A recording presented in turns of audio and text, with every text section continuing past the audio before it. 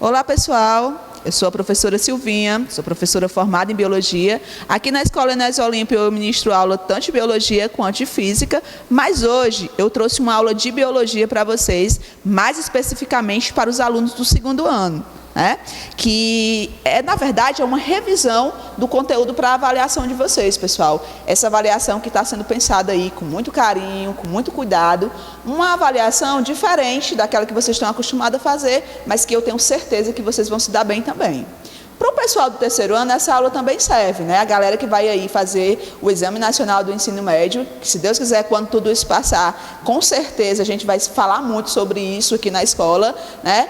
E aí, vocês podem utilizar esse conteúdo quando a prova de Biologia, ela cobra Biologia e Saúde lá no Enem. Então, ela também vai servir aí para a galera do terceiro ano. E para o pessoal do primeiro ano, também não deixa de ser importante, certo, pessoal? Porque informação e aprendizagem, ela nunca é demais. Bom, se vocês olharem aqui para o meu slide, né, eu tenho uma palavrinha aqui que não é diferente. Hoje a gente liga a televisão, hoje a gente acessa a internet e ela é a palavra que mais aparece. Eu tenho certeza que se a gente fizer um levantamento aí no Google, com certeza ela é uma das palavras mais pesquisadas nesses dias. É isso mesmo, pessoal. A gente vai falar sobre vírus, né? Esse aí que ultimamente a gente fala tanto, que a gente tenta aí compreender a dinâmica desse, né, que está no momento aí, que está sendo estudado por todos os cientistas, que é o coronavírus, que ele também é um conteúdo do segundo ano, que, como eu já falei, ele vai ser o conteúdo que vai ser cobrado na avaliação de vocês. Diante disso, a gente tem como objetivos para essa nossa aula de hoje, caracterizar os vírus, reconhecer as estruturas virais, sintetizar a forma pela qual os vírus se reproduzem. Então, a gente tem esses 3 objetivos para serem alcançados ao final da nossa aula de hoje.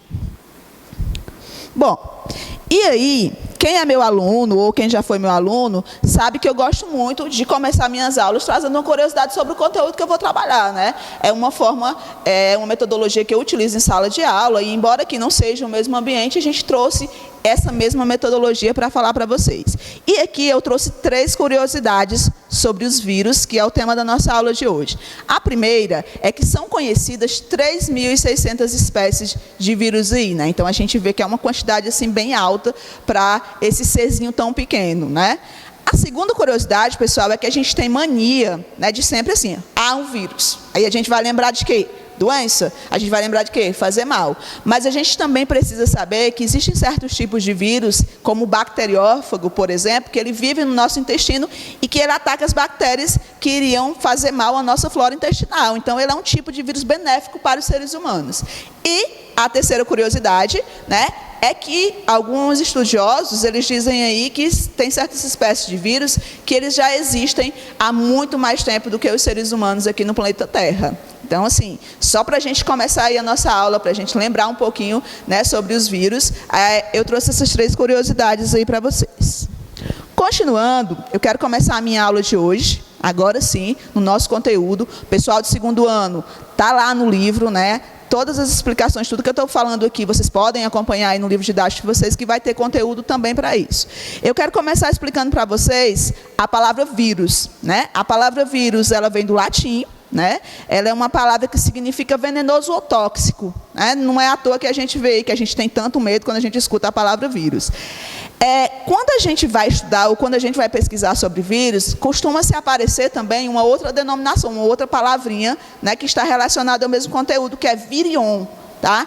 Essa palavra virion, ela também é utilizada para os vírus, só que a gente vai saber onde utilizar ela certinha. Olha, se o vírus estiver fora da célula, não tem nada de mais que a gente chame ela de virion. Inclusive, algumas vezes ela aparece nas questões. Ela vem lá numa questãozinha falando virion, e aí a gente acaba se confundindo. Peraí, mas não é vírus? Se na questão estiver explicando que ele está fora da célula, a gente chama ele de virion. E quando ele está dentro da célula, a gente chama de vírus, né? E a gente vai entender por quê. Ele só vai conseguir ser venenoso, que é o significado da palavrinha vírus aí, se ele estiver dentro de uma célula. Além do mais, pessoal, os vírus, eles são micro-organismos muito pequenos, assim, minúsculos mesmo. Isso dificultou até a questão de estudar ele, né? Demorou mais para os cientistas conseguirem estudar, porque ele só começou a ser estudado a partir do surgimento do microscópio eletrônico, né? Porque o primeiro microscópio que surgiu é um microscópio óptico, uma resolução bem menor, não conseguia captar a imagem dos vírus, então eles não começaram a ser estudados.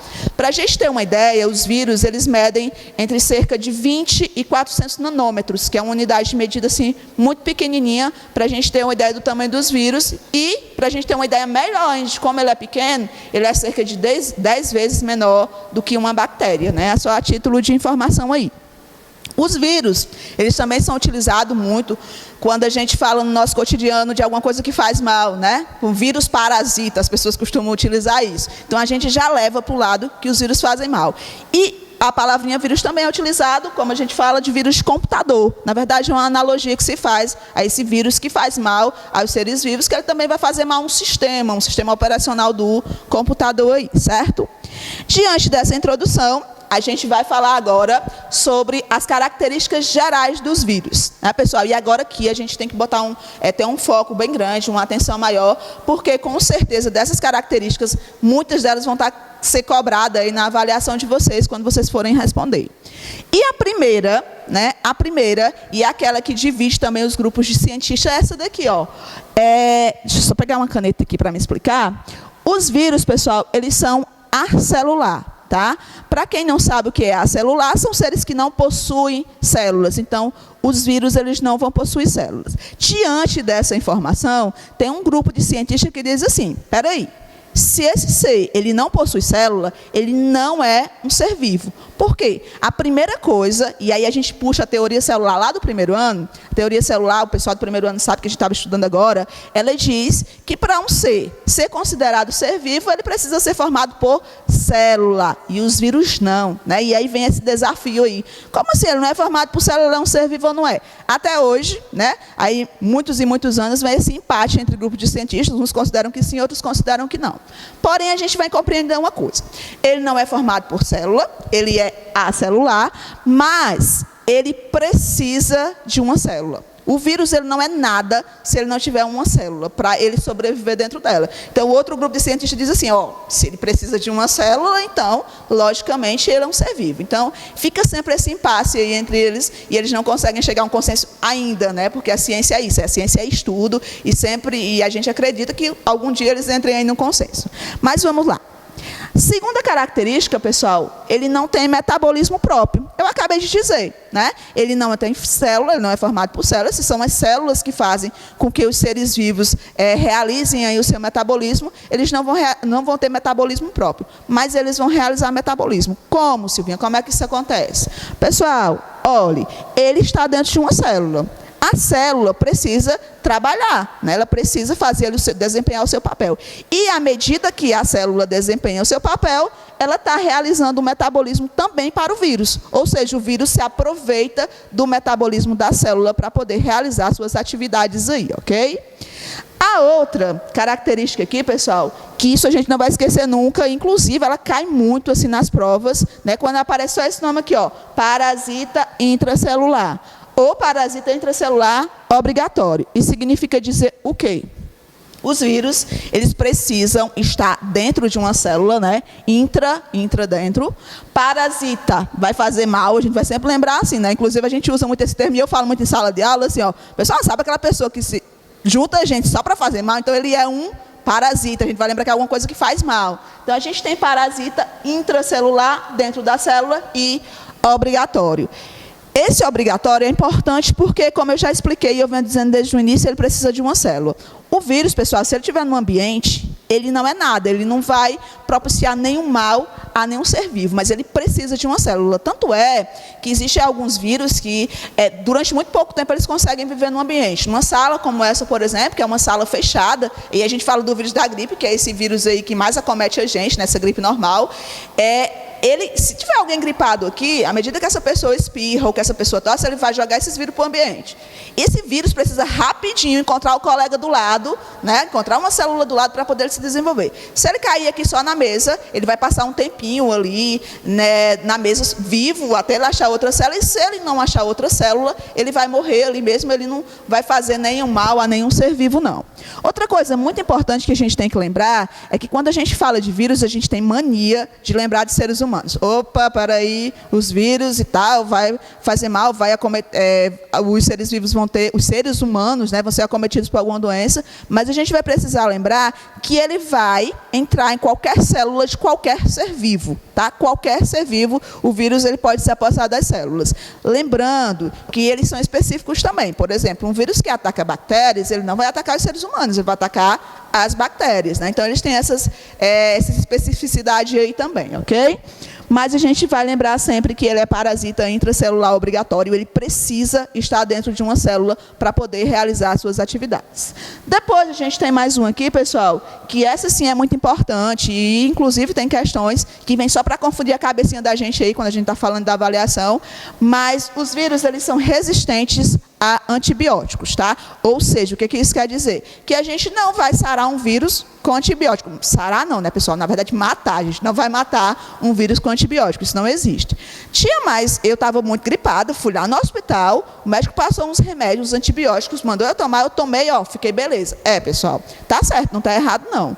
Mas quando a gente toma esses remédios, a gente está tomando os remédios para os sintomas, tá? Eu estou tomando os remédios para os sintomas da gripe. Se eu tiver com febre, eu vou tomar remédio para o sintoma febre. Se eu tiver com tosse, eu vou tomar remédio para o sintoma tosse, não para matar o vírus, tá? Esses medicamentos, eles não matam o vírus.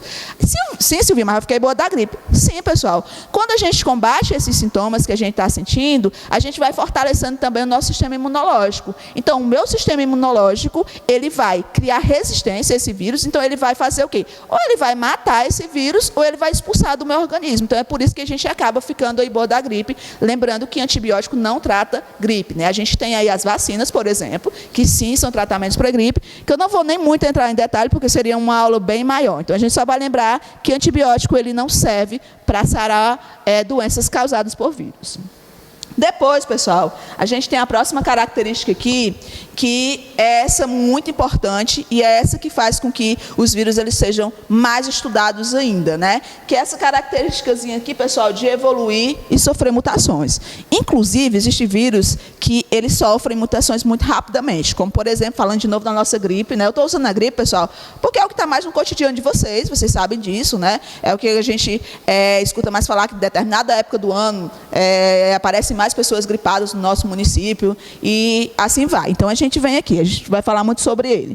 Eles podem evoluir e sofrer mutações. O vírus da gripe, por exemplo, é um exemplo prático de vírus que sofrem mutações. Não é à toa que todo ano precisa se tomar uma vacina contra a gripe. Tem vacinas que vocês tomam, né, contra vírus, que vocês tomam quando são bebezinhos ali, tomam uma vez na vida, fica protegido, pronto. Já o vírus da gripe, não. Todo ano, se vocês prestarem atenção, tem uma campanha de vacinação para estar vacinando as pessoas contra ele. Por quê? Ele sofre uma mutação. Isso significa que ele não é mais o mesmo vírus, tá? Ele vai evoluindo e ele vai se tornando um vírus diferenciado daquele que teve a vacina no ano anterior. Por isso a necessidade de vacinar de novo no próximo ano, né? Então essa é uma característica bem exclusiva aí dos vírus. E essa característica também serve como defesa para aqueles cientistas ou para aqueles estudiosos que defendem que os vírus são seres vivos.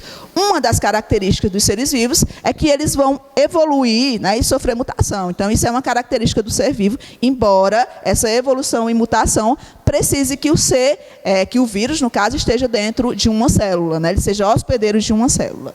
Depois, pessoal, essa daqui e esse pontinho aqui, esses dois nomezinhos a gente vai guardar para os próximos slides, que a gente vai precisar muito. Os vírus, eles possuem DNA ou RNA. Você vê mais o que é isso, pessoal? DNA e RNA são materiais genéticos, tá? O DNA, ácido desoxirribonucleico, e o RNA, ácido ribonucleico. Esse material genético é aquilo que diz como esse vírus é, né? Ou como nós somos no caso, porque o material genético não está só aí dentro dos vírus, né? Ele é o que vai determinar como a gente é geneticamente. Então, os vírus eles vão possuir DNA ou RNA. no livro de vocês aí do 2º ano, galerinha, diz assim: os vírus ou são de DNA ou são de RNA. Essa é a informação que tem no livro de vocês e, por enquanto, é a informação que vocês precisam aprender para avaliação. Porém, uns estudos mais recentes, eles dizem que já existem vírus que vão possuir os dois materiais genéticos, ou seja, ele é um vírus formado de DNA e RNA. E aí eu coloquei até um asteriscozinho aqui, ó, para a gente lembrar, esse vírus aqui, ó, o citomegalovírus, bem pequenininho esse nome, né? Mas esse vírus aqui, pessoal, ele é um exemplo de vírus que ele possui DNA e RNA também, ok? Então, pessoal, essas aqui são as características gerais dos nossos vírus, né? E a gente vai para o nosso próximo slide aqui, sobre a estrutura dos vírus, né? Eu disse que os vírus não eram formados por célula. Por quê? Se eu fosse falar de qualquer outro ser vivo, a primeira coisa que eu ia começar explicando quais eram os tipos de células desses seres vivos. Como não é o caso dos vírus, a gente vai falar aqui, ó. Os vírus, eles são estruturais. A estrutura deles é basicamente uma cápsula proteica, que essa cápsula proteica é uma cápsula de proteína, certo?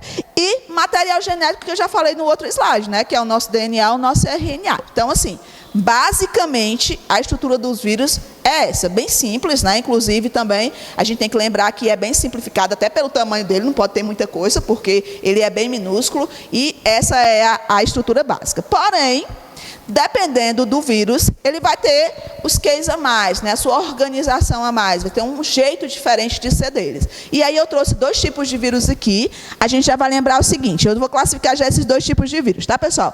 Eles 2 são vírus de DNA, se vocês olharem ali, né? Então, o material genético desses 2 vírus são vírus de DNA. A Silvinha está apresentando para vocês vírus de DNA, nenhum de RNA. Depois a gente vai, ó. Esse vírus aqui, se a gente prestar atenção, ele tem um esquema, ó, diferenciado do outro vírus ali, não deixando de ter o capsídeo, que é a cápsula proteica que eu falei para vocês, né? Todos os 2 têm, lá está a cápsulazinha do outro, e o material genético, estrutura básica, vamos lembrar, que eu acabei de dizer. Mas esse vírus, em relação ao outro, pessoal, a primeira coisinha que eu quero que vocês prestem atenção é aqui, ó. Ele está dizendo que esse vírus aqui, ele tem um envelope. Diante disso, e aí no livro de vocês também está explicando lá, a gente tem um vírus envelopados, né? A gente vai também poder diferenciar os vírus dessa forma. Existem vírus que são envelopados e vírus que não são envelopados. Silvinha, qual é a diferença disso? É um envelope, viu, pessoal? Não estou dizendo, né? Se eu estou dizendo que ele é envelopado, ele está dentro de um envelope. Mas esse envelope, pessoal, acontece da seguinte forma. O vírus, ele vai aderir a uma célula, né? Ele vai penetrar nessa célula, e quando ele sai dessa célula, para a gente ter uma ideia, ele sai com essa proteção, que é esse envelope, da membrana plasmática da célula. Ou seja, ele vai, algumas vezes, destruir a célula, porque daqui a pouco a gente vai ver que não é todas as vezes que o vírus destrói a célula, e quando ele sai de dentro da célula, ele sai com parte da célula, que no caso aqui é a membrana plasmática, né? Então, esse envoltóriozinho aqui desse vírus, a gente chama de vírus, e esse é um tipo de vírus envelopado, né? E esse envelope, pessoal, ele é formado de glicoproteínas, né? Ou seja, glicídios e proteínas, tá bom? Aí a gente vem aqui para o nosso segundo vírus, né? Eu gosto muito desse vírus, diga-se de passagem, parece uma nave espacial. Se a gente for analisar, ele é o vírus mais diferente que a gente tem. Daqui a pouco eu vou passar alguns tipos de vírus e a gente vai perceber que ele é diferente. Diferente no formato.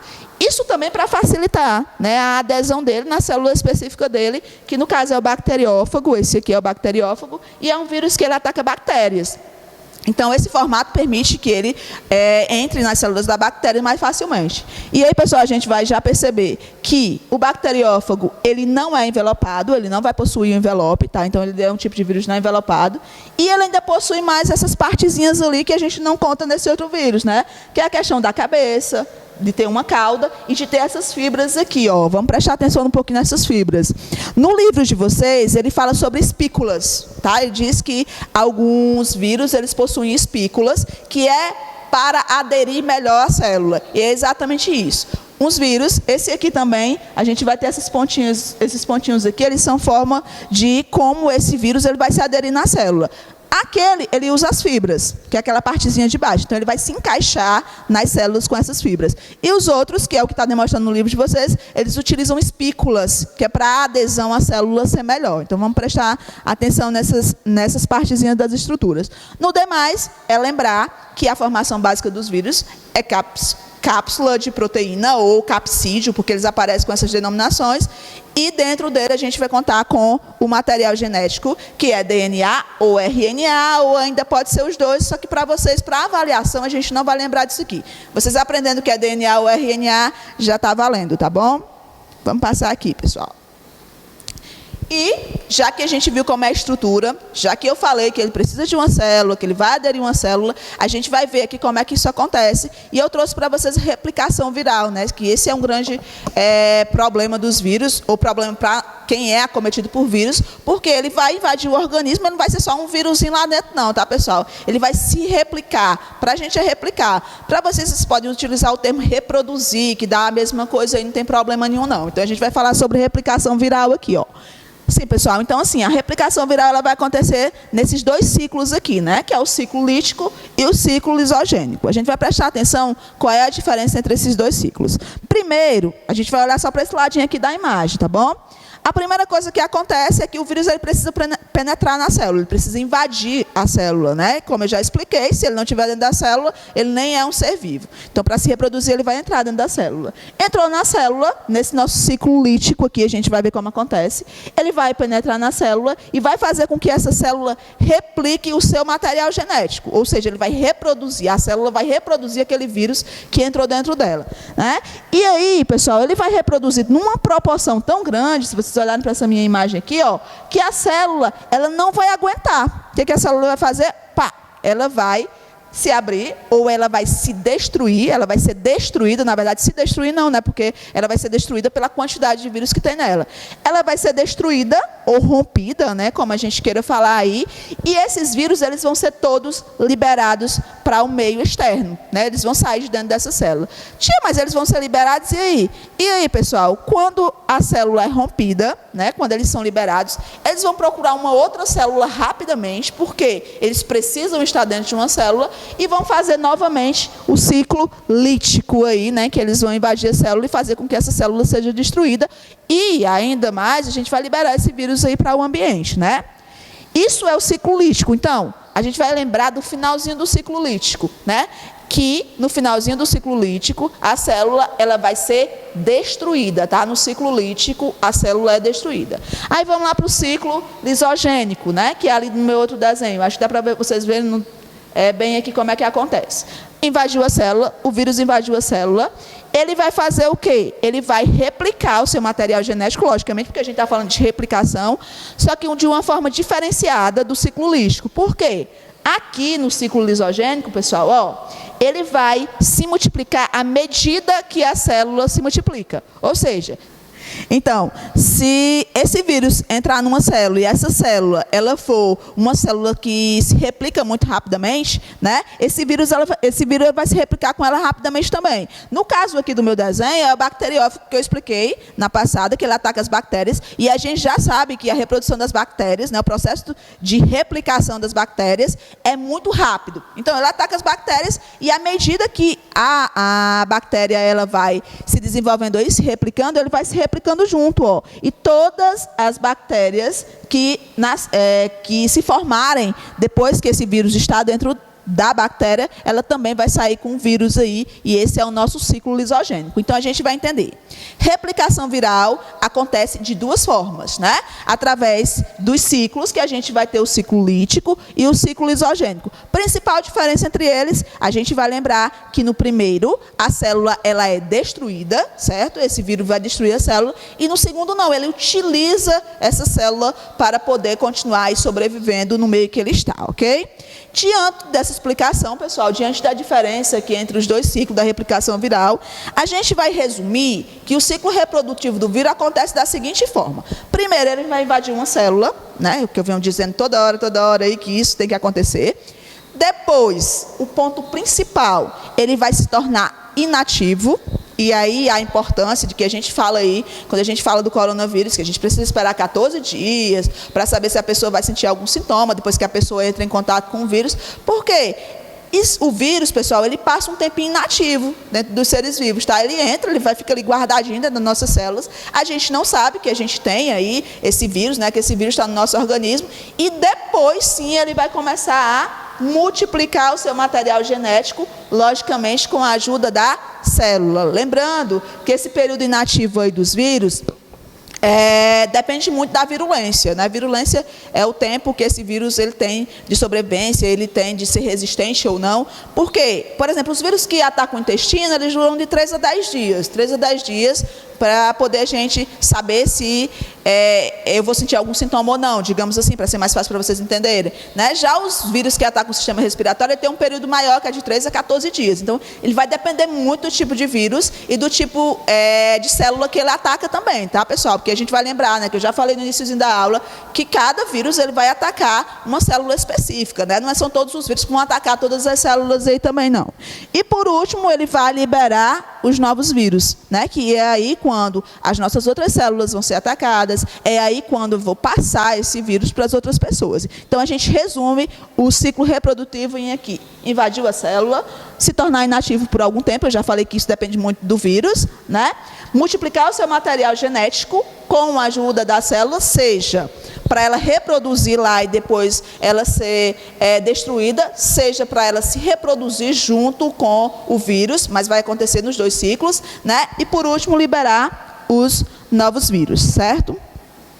Pessoal, eu falei muito sobre vírus aí, né? Inclusive eu consigo passar todo o conteúdo que vocês têm no livro de vocês nessa aula, e eu trouxe só assim a título de informação, para a gente conhecer um pouquinho mais sobre os vírus, alguns formatos de vírus, né? Que eu falei desde sempre, que eles vão ter formatos específicos de acordo com a célula que eles vão atacar. Então eu trouxe alguns tipos só para a gente visualizar aqui, tá bom? O primeiro, pessoal, eu trouxe o vírus do HIV, que vocês sabem aí que o vírus do HIV aqui provoca e que vai ocasionar, que vai causar a AIDS, né, que a gente não tem cura também para ela ainda. O vírus do HIV ele é um vírus específico que ele vai atacar o nosso sistema imunológico, por isso que ele é tão prejudicial, né? Então, ele ataca o sistema imunológico. Ele atacou o sistema imunológico, ele não vai atacar o meu sistema digestório, certo? Ele não vai atacar o meu sistema muscular, não, o imunológico, ok? Depois a gente tem o vírus da hepatite B, né? O vírus do ebola, que ele é diferente também, eu quis colocar ele aqui, que ele é um pouquinho diferente dos demais vírus. Inclusive, o vírus do ebola, pessoal, lá na África subsaariana, ele ainda provoca um caos por lá, né? Nas pessoas, elas adquirem muito, passam de pessoa para pessoa esse vírus aí do ebola. Depois a gente tem aqui o adenovírus. Esse adenovírus, ele é um vírus que ataca o nosso sistema respiratório. Então, alergias, por exemplo, são causadas por ele, tá bom? O vírus da influenza, que a gente tem vários tipos de vírus da influenza, que é o cara lá, que eu falei tanto, que provoca a gripe, né? O vírus da influenza, lembrando que a gente tem sempre um vírus diferente, não vai ser sempre o mesmo vírus. O vírus da raiva, o bacteriófago, que eu já falei tanto sobre ele, que não precisa nem falar.